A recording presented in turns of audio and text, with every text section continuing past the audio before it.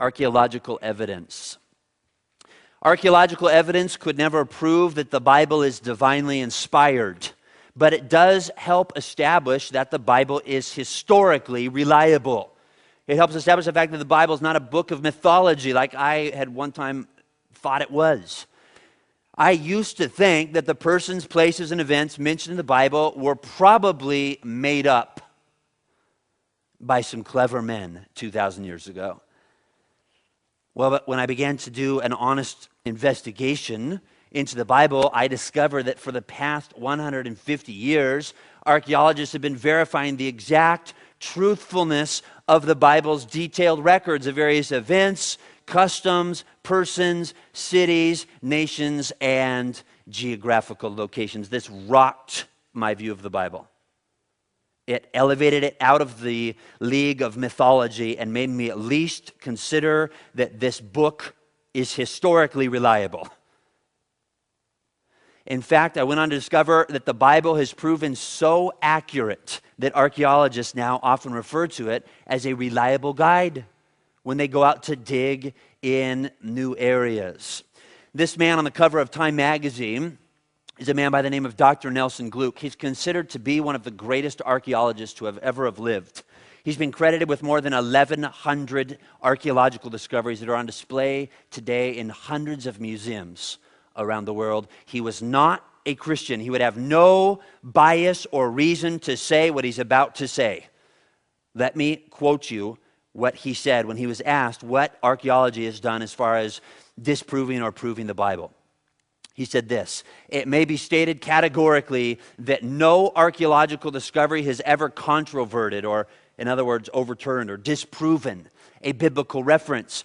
Scores of archaeological findings have been made which confirm in clear outline or in exact detail historical statements in the Bible. And by the same token, proper evaluation of biblical descriptions has often led to amazing discoveries."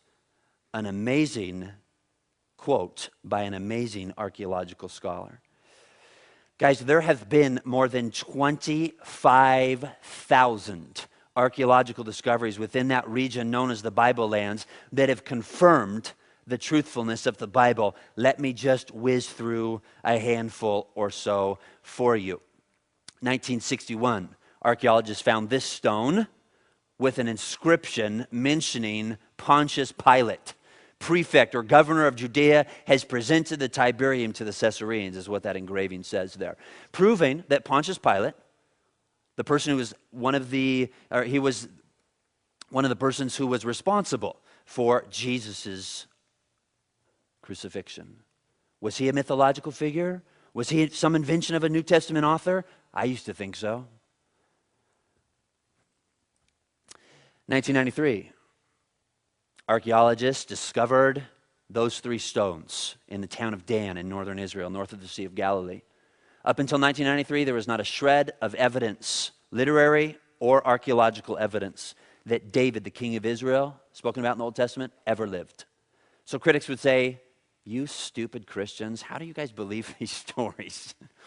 David, the most powerful king in all of Israel's history, fought all these wars, and he was this great leader and all of that, and he's not mentioned anywhere in the annals of history outside of the Bible. How can you guys buy into these stories?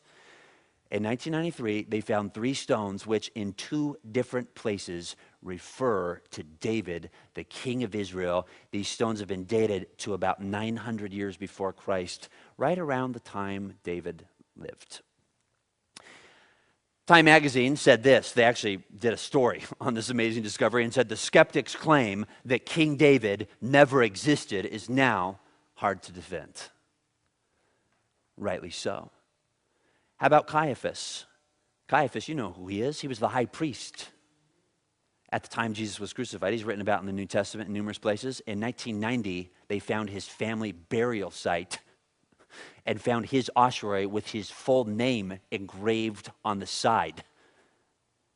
That's on display today in the Israel Museum as a testament to the reliability of the Bible. There's also been the discovery of Hezekiah's tunnel, talked about in 2 Kings chapter 20. The ancient ruins of Babylon, talked about in the book of Daniel, have been unearthed and excavated. 2 years ago, they discovered the Pool of Siloam, talked about in John chapter 9. Fox News did a story on this amazing discovery.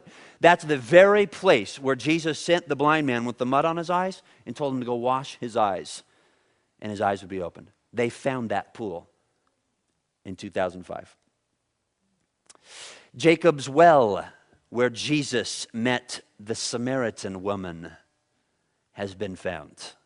Okay, these are some of the sites that they'll take you to on a tour of Israel. The Pool of Bethesda was found. Talked about in John chapter 5, verse 2. The synagogue in the city of Capernaum, where Jesus often taught, has been excavated. The very place where Jesus stood and taught.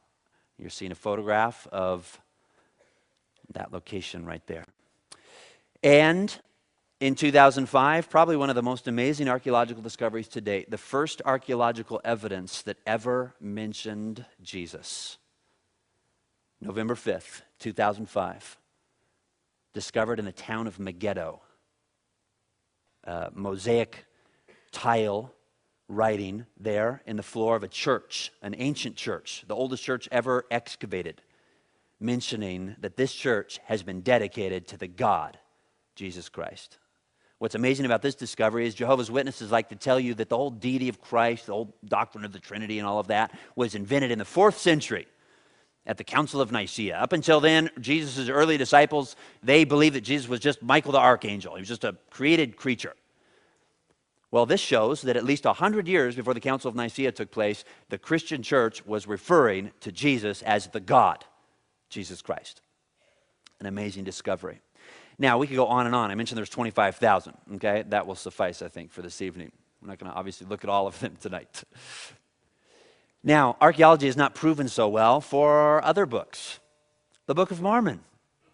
Not one piece of archaeological evidence has ever been found to support the Book of Mormon. None of the large cities it names have ever been found. No ruins have ever been found, no coins, no letters or documents, no monuments, nothing in writing, no rivers, no mountains. None of the topography mentioned in the Book of Mormon has ever been identified by archaeologists. In fact, nothing which demonstrates that the Book of Mormon is anything other than an early 19th century piece of American fiction invented by Joseph Smith, has ever been found.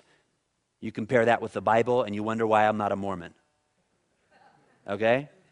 Mormons say pray about it. I say that's a lousy test for truth. Muslims tell me to pray about it. We don't go off of feelings, guys. Our faith is grounded in fact. Feelings are great, but feelings follow fact.